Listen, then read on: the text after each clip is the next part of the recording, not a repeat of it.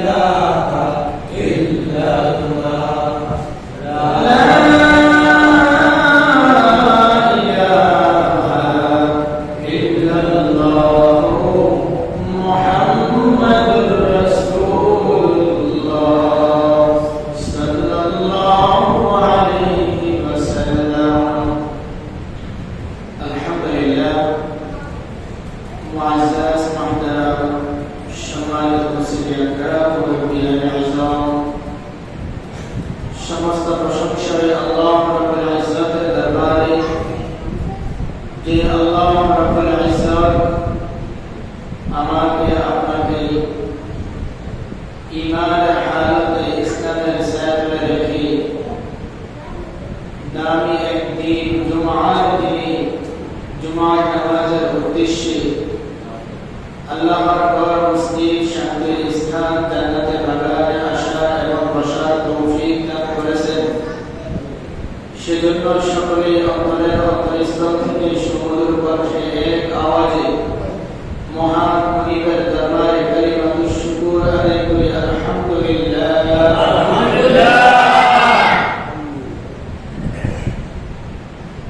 আল্লাহ তাআলার মেহেরবানি এবং আমাদের উপর করুণা করছেন বিদায় আমরা আগে মসজিদে আসতে পেরেছি। আমাদের মতো আল্লাহ তাআলার অনেক বান্দারা রয়েছেন যারা আপনার আমার থেকে অনেক শক্তিধর, কিন্তু তারা এখনো মসজিদে আসতে পারে নাই, কারণ আল্লাহ তাআলা তাদেরকে এখনো কবুল করেননি। সেজন্য আমরা সকলে খুশি মনে আরেকবার বলি আলহামদুলিল্লাহ। গত সপ্তাহে আলোচনা করেছিলাম যে আল্লাহ তাআলার নিয়ামতে শুকরিয়া আদায় করা এবং কুরবানি থেকে আমরা কি শিক্ষা নেব, কুরবানি আমাদেরকে কি শিক্ষা দিয়ে গেল, এই সপ্তাহে ইনশাআল্লাহ আলোচনা হবে একটি ভাইরাস সম্পর্কে। যে ভাইরাসে বর্তমানে অধিকাংশ মুসলিম বিশেষ করে যুবক যুবতীরা তারা আক্রান্ত। এরকম একটা মহামারী ভাইরাসের বিষয়ে আলোচনা হবে। সেই ভাইরাসটার নাম হলো বিশ্বকাপ ফুটবল খেলা। কি খেলা? ফুটবল খেলা বা ক্রিকেট খেলা।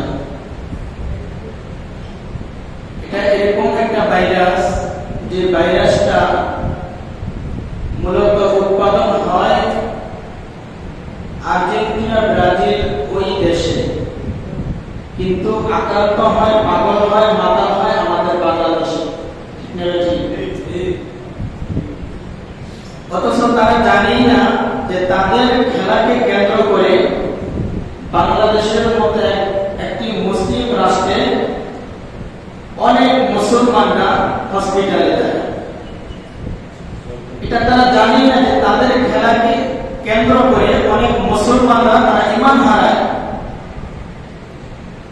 এটা আর্জেন্টিনা ব্রাজিলের মেসি আর নেইমার তারা দুজন জানেই না যে তাদের দুজনকে কেন্দ্র করে অনেক জুয়াবাজি, আড্ডাবাজি, অনেক অর্থ খরচ করা হয় মুসলিম কান্ট্রি একটি বাংলাদেশে।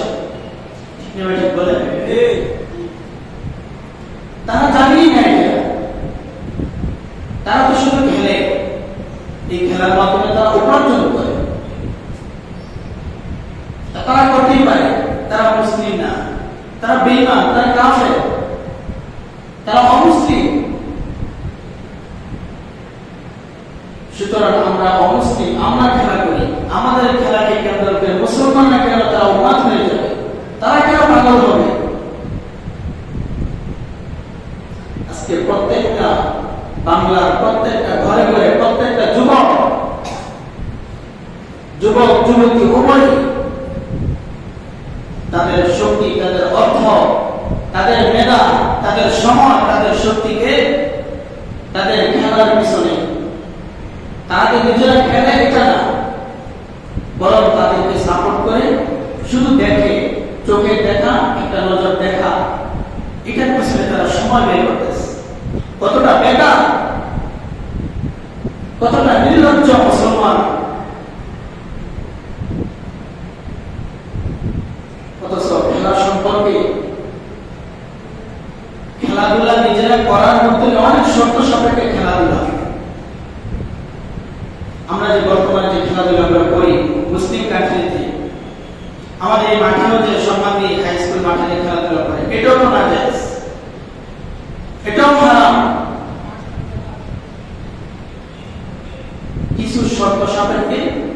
খেলা হালাল করা হয়েছে, ইসলামে উৎসাহিত করা হয়েছে কিছু শর্ত সাপেক্ষে। আর আমরা খেলাকে নিজের পেশা বানিয়ে নিয়েছি। সামনে খেলা আসতেছে, বিশ্বকাপ খেলা, এখন থেকে তার প্রস্তুতি নিতেছে, বিভিন্ন অর্থ খরচ করতেছে, বিভিন্ন জায়গা থেকে বড় প্রজেক্ট লাগায়, টাকা খরচ করে, লাগায় না? প্রজেক্ট লাগায়, বিভিন্ন আয়োজন করে, যতদিন খেলা চলবে ততদিনের জন্য। এগুলো সম্পূর্ণ হারাম। আপনার প্রত্যেকটা টাকা যে আপনি ব্যয় করতেছেন, হারাম পথে আপনি ব্যয় করতেছেন। প্রত্যেকটা টাকা, প্রত্যেকটা অর্থের, প্রত্যেকটা সময় আপনার শক্তির আল্লাহ নিয়ামতের প্রত্যেকটা জবাবদিহি করতে হবে কাল কিয়ামতের ময়দানে। এগুলো অনর্থ। আল্লাহ রাব্বুল আলামিন কালামে পাকের মধ্যে বলেন, ওয়া মিনান নাসি মান ইয়াশতারি লাহওয়াল হাদিস, ওয়া মিনান নাসি মান ইয়াশতারি লাহওয়াল হাদিস লিয়ুদিল্লা আন সাবিলিল্লাহ। আল্লাহ রাব্বুল আলামিন বলেন, মানুষদের মধ্যে যারা লাহওয়াল হাদিস, অনর্থক কথাবার্তা, অনর্থক গল্পের বই ক্রয় করে, লাহওয়াল হাদিসের মধ্যে তাফসীর গণ, মুফাসসিরগণ এখানে তাফসীর করে, লাহওয়াল হাদিসের এখানে খেলাধুলা চলে আসে, এখানে গান বাদ্য চলে আসে, এখানে সমস্ত অনর্থক কথাবার্তা, গল্প গুজব এখানে চলে আসে। লাহওয়াল হাদিস এই শব্দটা বলতে, সুতরাং অনর্থ এই খেলার জন্য যারা টাকা ব্যয় করে এবং অনর্থ বই ক্রয় করে, দুটা সাদৃশ্য আছে না? এই আয়াতের একটি শানে নুজুল আছে। নবী করিম সাল্লাল্লাহু আলাইহি ওয়াসাল্লাম যখন মক্কার কাফেরদের নিকটে ইসলামের দাওয়াত দিচ্ছিলেন, কালামে পাক তাদেরকে তেলাওয়াত করে শোনাচ্ছিলেন, মধুর সুরে তিনি তেলাওয়াত করেন, আর সকল মানুষগুলো শুনে। শুধু মুসলমানরাই শুনে না, বরং অনেক কাফেরদের লিডাররাও নবীজির কোরআন তেলাওয়াত এসে শুনে। সুবহানাল্লাহ। নবীজির তেলাওয়াত এত মধুর ছিল, যার কারণে অনেক কাফের বেঈমানরাও নবীজির কোরআন তেলাওয়াত শুনত। ফলে দেখা যায় যে অনেক কাফের বেঈমান তারা ইসলাম গ্রহণ করতেছে নবীজির সেই তেলাওয়াতের পিছনে পড়ে পাগল হয়ে। অতঃপর একজন গণক, একজন কবি, সে একটি বই লিপিবদ্ধ করলো, একটি বই সে বের করলো, যে বইয়ের মধ্যে অনেক গল্প গুজব, অনর্থ অনেক গল্প দিয়ে ভরা, নর্তকীদের গান দিয়ে ভরা এবং বিভিন্ন অশ্লীল গল্প, কবিতা দিয়ে ভরপুর এরকম একটা বই সে বানাইল। এবং এই বইটা সে প্রচার করতে লাগলো এবং মানুষদেরকে বলে, মুহাম্মদ তোমাদেরকে কি শোনায়, তার মধ্যে যে কোনো মজা নাই, সেটার অর্থ কি তোমরা বুঝো? সেটার অর্থ তো বুঝো না তোমরা। আরবের লোকেরা আরবিতে কথা বলে, তারপর কোরআনে কি বলা হয়েছে তারা সেটা জানে না। সুবহানাল্লাহ।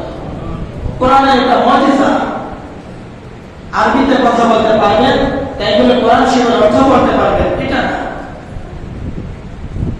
তো ওই কবি বলতেছে, মুহাম্মদ তোমাদেরকে কি করে শোনায় তোমরা তো জানো না, তোমরা সেটা বুঝো না, বরং আমি তোমাদের জন্য এরকম একটা বই লিপিবদ্ধ করিয়েছি, যে বইয়ের মধ্যে সুন্দর সুন্দর কবিতা রয়েছে, সুন্দর সুন্দর গান লিপিবদ্ধ করা আছে, সুন্দর সুন্দর কবিতা, গল্প এখানে লিপিবদ্ধ করা আছে। যদি তোমরা আমার থেকে সেই বইটা ক্রয় করো, তাহলে তোমরা মুহাম্মদ যেটা তেলাওয়াত করে সেটা শুনে তোমরা যে মজা পাও, তার থেকেও তোমরা বেশি মজা পাইবা আমার বই পড়ে। নাউজুবিল্লাহ। মুহাম্মদ যেটা পড়ে সেটা তো কালামুল্লাহ পড়ে, আল্লাহ তাআলা কালাম পড়ে, আর তুমি যেটা বলতেছো সেটা তো অশ্লীল বই, অশ্লীল কবিতা দিয়ে লিপিবদ্ধ করা একটি বই। তাহলে কালামুল্লাহ থেকে তোমার বই কিভাবে দাম হবে? নাউজুবিল্লাহ। কালামুল্লাহ থেকে তোমার বই কিভাবে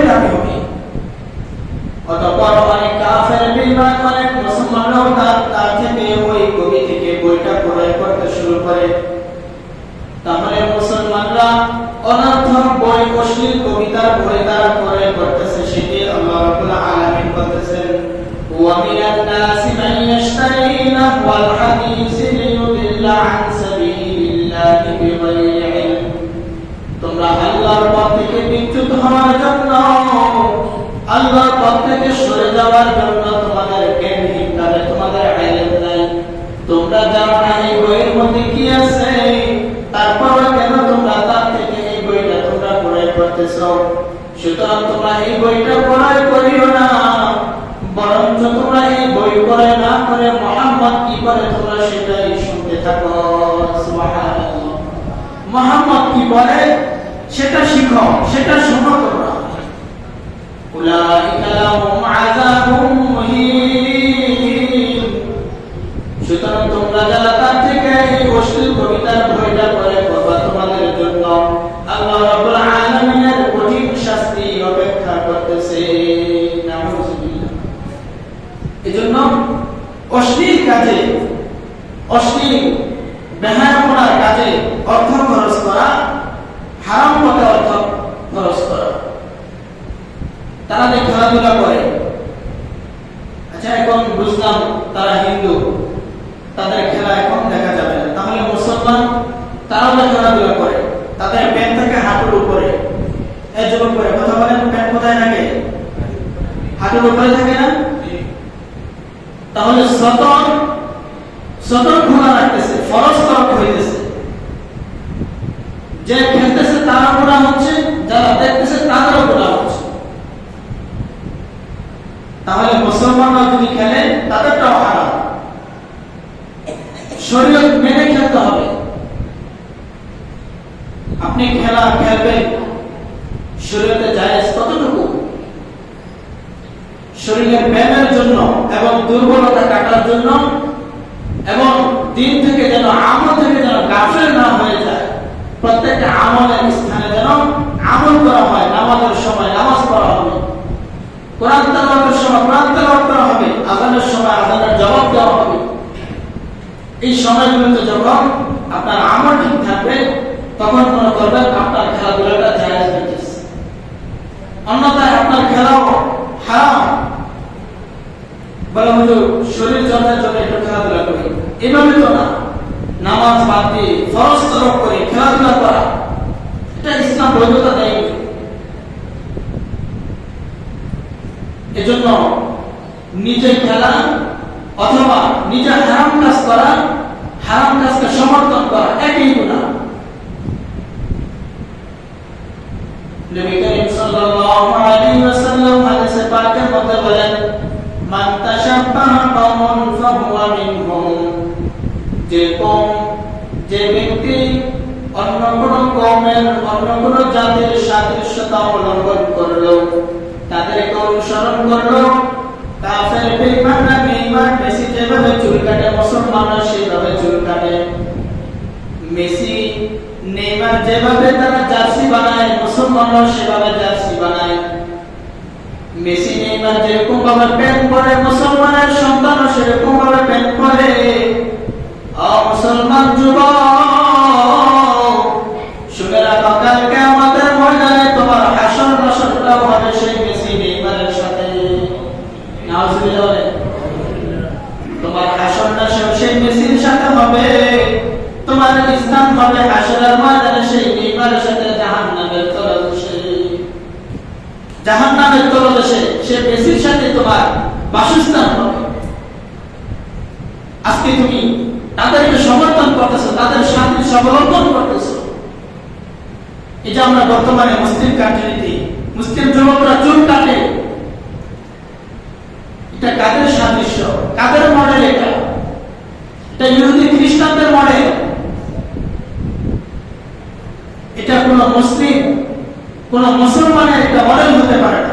মুসলমানদের আইডল, মুসলমানদের মডেল তো হবে হযরত মুহাম্মদ রাসূলুল্লাহ সাল্লাল্লাহু আলাইহি ওয়াসাল্লাম যেভাবে চুল কাটছে, যেভাবে তিনি আমাদেরকে হাদিসের মাধ্যমে শিক্ষা দিয়ে গেছেন, সেটা তো ইসলাম ও মুসলমানদের মডেল হবে। আমাদের একটা রোগ হয়ে গেছে, ভাইরাস হয়ে গেছে, বলে যে এক সাইজ করে চুল কাটা, এটাকে চুল কাটা বলে। সে তো মুখলেস, মক্কেল, বড় বোকা, এভাবে আবার মানুষের চুল কাটে মানুষ, এটা মনে করে যুবকরা এখন। অথচ এইভাবে চুল কাটা হারাম। সবচেয়ে মজার কথা হলো বর্তমানে আমরা যেভাবে চুল কাটি, এইভাবে আগের জমানায় নাপিত এবং যারা গোলাম ছিল তাদের এইভাবে চুল কাটা হতো, তাদেরকে নিচু চোখে দেখত, যার কারণে তাদের একদিক থেকে চুল ছোট করে দিত, অন্য দিক থেকে কি থাকতো, চুল বড় থাকতো। আর সমস্ত মানুষগুলো তাদেরকে দেখে চিনত যে তারা গোলাম, তারা কামলা, তারা মানুষের কাজ করে, তারা মানুষের বোঝা টানে, মানুষ তাদেরকে দেখেই চিনত। যার চুল একদিক দিয়ে বড়, অন্য দিক দিয়ে ছোট। আর যারা বাদশা ছিল, মলিক ছিল, মালিক ছিল, তাদের চুল এক সাইজ ছিল, এক সাইজ, সুন্দর ছিল তাদের। বর্তমানে দেখবেন আর্মি কাটিং বলে না, আর্মিদের চুল কিভাবে থাকে, এক সাইজ থাকে, ঠিক না? এটাই স্বাস্থ্যসম্মত,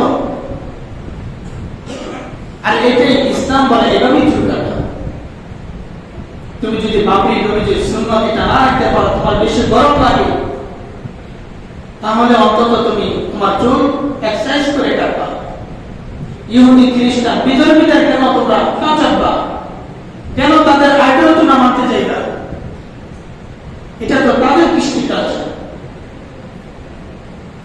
তোমার কয়টা অনুষ্ঠানে, কয়টা মুসলমানের অনুষ্ঠানে হিন্দুরা আসে, কাফেররা আসে, মুসলমানদের কয়টা নিয়ম বেঈমান কাফেররা তারা মানে, তোমার কোন উৎসবে বেঈমান কাফেররা তোমাদের সাথে শরীক হয়। কিন্তু ও মুসলমান, তুমি কিভাবে মুসলমান হয়ে কাফের বেঈমানদের উৎসবে তুমি মিলিত হও? নাউজুবিল্লাহ। তোমার কি একটু লজ্জা হয় না? তাদের পোশাক কিরকম, তোমার পোশাক কিরকম, অথচ তাদের উৎসবে তুমি যাও। এই যে উৎসবে যাও, কাল কিয়ামতের ময়দানে তাদের সাথে তোমার হাসর আসর হবে। তাদের কবরে যেরকম ভাবে আযাব হবে, তোমাদের কবরে সেরকম ভাবে আযাব হবে। ভারতবর্ষে একবার সকলে মিলে, হিন্দুস্তানে হিন্দুরা সকলে মিলে একটা উৎসব পালন করতেছে। উৎসবের দিনে তাদের উৎসবে সেই কাজ হলো, সেই উৎসবের একটি মূল নীতি হলো একে অপরকে রং দিয়ে রঙিন করা। একে অপরকে রং দিয়ে তারা রঙিন করে দেয়, এটা হলো উৎসবের নিয়ম। ওই উৎসবের দিনে তারা উৎসব পালন করতেছে, হিন্দুরা বেঈমানরা তারা উৎসব পালন করতেছে। দূরের রাস্তা দিয়ে একজন বৃদ্ধ মুসলিম, সে পান খেয়ে তার মুখটা লাল হয়ে গেছে, একটি কাদার পাশ দিয়ে সে যাচ্ছিল। ওই বৃদ্ধ মুসলিম যখন কাদার পাশ দিয়ে যাচ্ছিল, তখন ওই কাদাকে সে বলতেছে, ও কাদা, তুমি তো মানুষ না, তুমি বেঈমান না, তুমি হিন্দু না, যার কারণে তোমাকে হিন্দুরা রং দিয়ে রঙিন করতেছে না। সুতরাং আমি তো পান খাচ্ছি, আমার মুখটা লাল হয়ে গেছে এবং আমার মুখের মধ্যে পানের চিমটি রয়েছে, পানের টিপ রয়েছে। এখন চলো আমি তোমাকে, হিন্দুরা তো তোমাকে রং দিয়ে রঙিন করতেছে না, আমার পানের চিমটি দিয়ে তোমাকে আমি রঙিন করিয়া দেই। অতঃপর ওই বৃদ্ধ মুসলিম ওই গাদাটার উপর তার পানের চিমটি ফেলাই দিল, পানের চিমটি ফেলে তাকে লাল দিয়ে রঙিন করে দিল। কিছুদিন পর ওই মুসলিম বৃদ্ধ লোকটি সে ইন্তেকাল করলো। ইন্তেকাল করার পর তার প্রতিবেশী একজন আত্মীয় স্বজন সে একদিন স্বপ্ন দেখলো ওই বৃদ্ধ লোকটাকে। ওই বৃদ্ধ লোকটাকে সে স্বপ্ন দেখে বলে, ভাই তুমি তো দুনিয়া থেকে চলে গেছো, তুমি এখন কবরে কি অবস্থায় আছো? তোমার হাল কি, তোমার কি অবস্থা? তুমি কি জান্নাতে আছো নাকি তুমি জাহান্নামে আছো? তোমার কবরটা কি জান্নাতের বাগান বানাই দেওয়া হয়েছে নাকি জাহান্নামের আগুন দিয়ে ভরপুর করা হয়েছে? ওই বৃদ্ধ মুসলিম লোকটা তার আত্মীয়কে সে বলে, ভাই রে, আমি বড় দুঃখের কষ্টের মধ্যে আছি, আমার কবরের মধ্যে বড় আযাব হইতেছে, আমি অসময়ের মধ্যে এতিমের মধ্যে রয়েছি, আমার কবরে আযাব হইতেছে, আমাকে শাস্তি দেওয়া হইতেছে।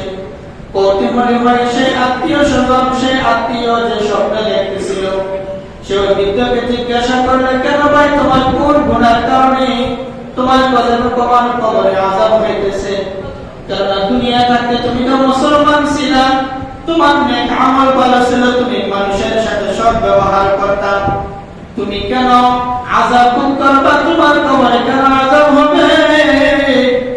অতঃপর ওই মুসলিম বৃদ্ধ লোকটা তার আত্মীয়কে সে বলতেছে, ভাই আমি দুনিয়ার মধ্যে মুসলিম ছিলাম, আমি ভালো লোক ছিলাম, কিন্তু আমি একটা ভুল করে ফেলেছিলাম। মুসলিমরা, হিন্দুরা যখন তারা উৎসব পালন করতেছিল, তাদের উৎসবের একটি নিয়ম ছিল একে অপরকে রঙিন করা। আমিও তাদের সাথে সাদৃশ্য করে আমি পান খাইতেছিলাম, আমার পানের চিপে একটি গাদার উপর ফেলেছিলাম। অতঃপর আল্লাহ রাব্বুল আলামিন বলেন, ও আমার বান্দারে, দুনিয়ার মধ্যে তুই যেহেতু হিন্দুদের সাদৃশ্য অবলম্বন করছো, তাই হিন্দুরা যখন কবরের মধ্যে আসবে তাদেরকে আযাব দেওয়া হবে। তুই মুসলিম হওয়া সত্ত্বেও তোমাকেও কবরের মধ্যে আযাব দেওয়া হলো। নাউযুবিল্লাহ। কি শিক্ষা পাইলাম এই ঘটনা থেকে? সাধারণ পানের চিপটি নিয়ে গাধার শরীরে সে দুনিয়া থাকতে পেরেছিল, এতটুকুর কারণে তার কবরে আযাব হইতেছে কেন? তুমি হিন্দুদের সাথে সাদৃশ্য অবলম্বন করছো। আর আজকে মুসলমান আমাদের চলাফেরা, আমাদের ওঠা বসা, আমাদের চাল চলন, পোশাক আশাক, প্রত্যেকটা বিষয়ে, প্রত্যেকটা স্থানে দেখবেন বেঈমানদের কৃষ্টি কালচার দিয়ে ভরপুর। কি বলেন, মিথ্যা বলা? হ্যাঁ, ঠিক না ঠিক? আমাদের প্রত্যেকটা বিষয়ে, আমাদের মাহফিলের মধ্যে যে মেলা হয়, সেই মেলাতে কয়জন হিন্দুরা আসে? কিছু হিন্দুরা আসে যারা অবুঝ, আসে না যে এরকম না, যারা অবুঝ শিশু তাদেরকে নিয়ে আসে, তাদেরকে মানাইতে পারে না সেজন্য আসে। কয়জনে আমাদের মাহফিলের সেই মেলার মধ্যে আনন্দ উৎসব করার জন্য আসে, কিন্তু তাদের উৎসবে এখন বর্তমানে 12টি মেলা হইতেছে, মুসলমানরা দল দল করে তারা সেখানে যাচ্ছে। কি যাচ্ছে না তারা? আপনি ভারতে গিয়ে দেখেন, হিন্দুদের থেকে মুসলমানদের সংখ্যা বেশি থাকবে। আল্লাহ রাব্বুল আলামিন বলেন, ইয়া আইয়ুহাল্লাযীনা আমানু লা তাত্তাখিযুল ইয়াহুদা ওয়ান নাসারা আউলিয়া বা'দুহুম আউলিয়া বা'দ। ইয়া আইয়ুহাল্লাযীনা আমানু, ওয়া ঈমানদারগণ, লা তাত্তাখিযুল ইয়াহুদা ওয়ান নাসারা, ইহুদি খ্রিস্টান বেঈমানদের আছে তাদেরকে তোমরা আউলিয়া, বন্ধু রূপে তোমরা গ্রহণ করবা না, তাদেরকে তোমরা গার্জিয়ান বানাইবা না, তাদেরকে তোমরা বন্ধু স্বরূপ তাদের সাথে আচরণ করবে না। আউলিয়া বা'দুহুম আউলিয়া বা'দ, কেননা বাহ্যিক দৃষ্টিতে সাধারণভাবে যখন তোমাদের সাথে দেখা হবে, তোমাদের সাথে তারা ভালো আচরণ করবে, ভালো কথা বলবে, তোমাদের সাথে বন্ধু স্বরূপ আচরণ করবে, কিন্তু তাদের মূলনীতি হলো তারা আসলে হলো আউলিয়া বা'দুহুম আউলিয়া বা'দ, একে অপরের তারা বন্ধু, কিন্তু কোন মুসলমানদের সাথে তারা বন্ধুত্ব করে না। ঠিক না ঠিক? কোন মুসলিমদের সাথে তারা বন্ধুত্ব করে না। বলবে যে হুজুর তাহলে আমার সাথে তার অনেক বন্ধুত্ব, অনেক ক্লোজ। না, আপনার সাথে সে উপর দিক দিয়ে উপরে সে বন্ধুত্ব, কিন্তু আসলে মূল নীতির দিক থেকে যখন তার সাথে আপনার ঝগড়া হবে, দেখবেন সে হিন্দুদের সাথে চলে গেছে, সে বেঈমানদের সাথে চলে গেছে, তারা ভাই ভাই, তারা আপনাকে সাপোর্ট করবে না। যখন হিন্দু মুসলিম যখন যুদ্ধ হবে, তখন সে হিন্দুদের কাতারে চলে যাবে, তখন আপনার সাথে বন্ধুত্ব সে টিকে রাখার জন্য আপনাকে ছেড়ে দেবে, এটা হবে না। এটা আল্লাহ তাআলা বলতেছেন, বা'দুহুম আউলিয়া বা'দ, তারা একে অপরের বন্ধু, আপনার সাথে বন্ধুত্ব তারা করবে না। এজন্য আল মারউ মা'a মান আহাব্বা, দুনিয়াতে যে যার সাথে মহব্বত রাখবে, কাল কিয়ামতের ময়দানে আল্লাহ রাব্বুল আলামিন তাকে তার সাথে হাসর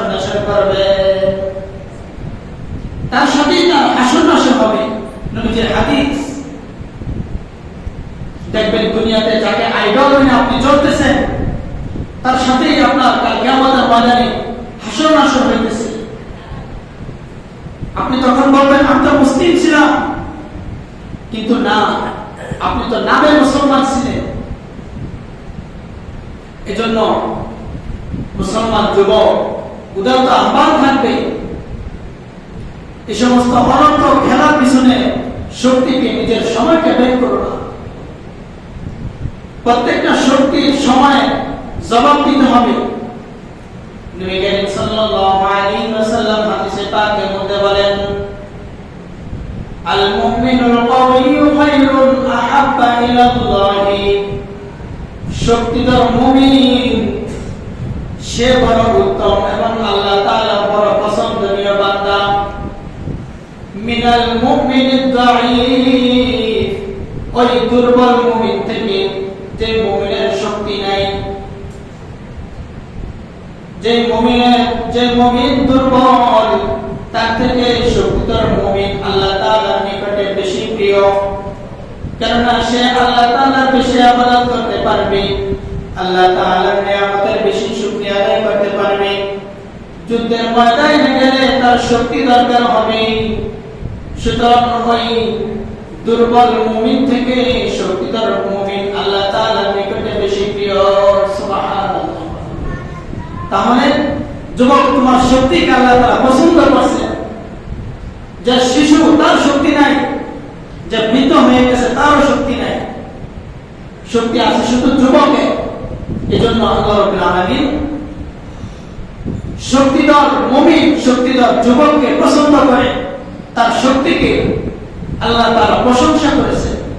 নবী করিম সাল্লাল্লাহু আলাইহি ওয়াসাল্লাম হাদিসের মধ্যে বলেন, এজন্য বৃদ্ধ মুমিন থেকে, বৃদ্ধ মুসলমান থেকে যুবক মুমিন, শক্তিধর মুমিন যুবক, তার দাম বেশি আল্লাহ তাআলার নিকটে। এজন্য যুবক, তোমার শক্তিকে আল্লাহ তাআলার রাস্তায় ব্যয় করো।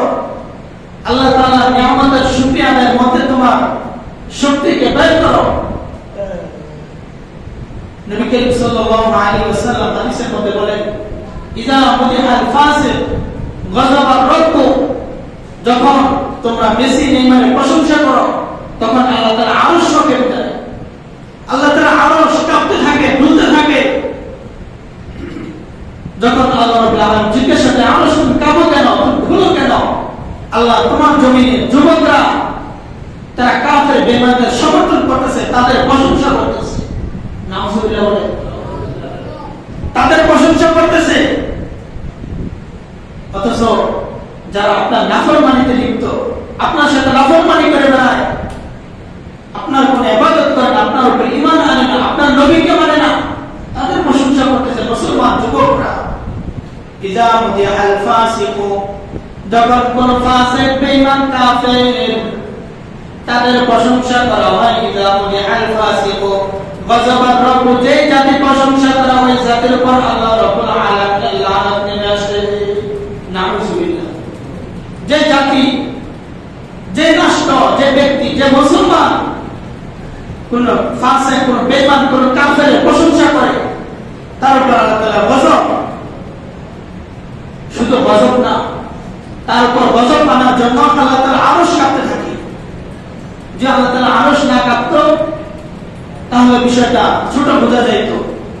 আল্লাহ তাআলা আরশ কাঁপতে থাকে, সমস্ত ফেরেশতারা দেখতে থাকে যে ওই মুমিন কাফের, বেঈমান, ফাসিক, ফুজ্জার তাদের প্রশংসা করতেছে। তখন সমস্ত ফেরেশতারা তার উপর লানত দেয়, সমস্ত পশু পাখি, সমস্ত গাছপালা তার উপর লানত করতে থাকে। নাউজুবিল্লাহ বলবেন না? এই ভাইরাস, এই মহামারীতে আজকে আমরা আক্রান্ত হয়ে গেছি। এখন থেকে প্রস্তুতি চলতেছে, বিশ্বকাপ খেলা দেখবে তারা। নামাজ নাই, রোজা নাই, শুধু সারাদিন খেলাধুলার মধ্যে। যে খেলা দিন থেকে, দিন ও ইসলাম থেকে দূরে সরায় দেয়, সেই খেলা কখনো জায়েজ হতে পারে না। যে খেলার মাধ্যমে দিন থেকে দূরে সরে যায় না, কিন্তু আমলে গাফিল হয়, সেই খেলাও কবিরা গুনাহ। যে খেলা অনর্থক খেলা হয়, বর্তমানে আমরা লুডো খেলি, কি খেলি? লুডো খেলে না, কোনো শক্তি নাই, শুধু আঙুলে টিপতে, মোবাইলের মধ্যে আঙুলে টিপতে, সময় তো সময়, ঘন্টাকে ঘন্টা, দিনকে দিন পার হয়ে যায়, সকাল পার হয়ে যায়, দুপুর পার হয়ে যায়, কোনো খাওয়া নাই দাওয়া নাই, এটার পিছনে পড়ে যায় জুয়া।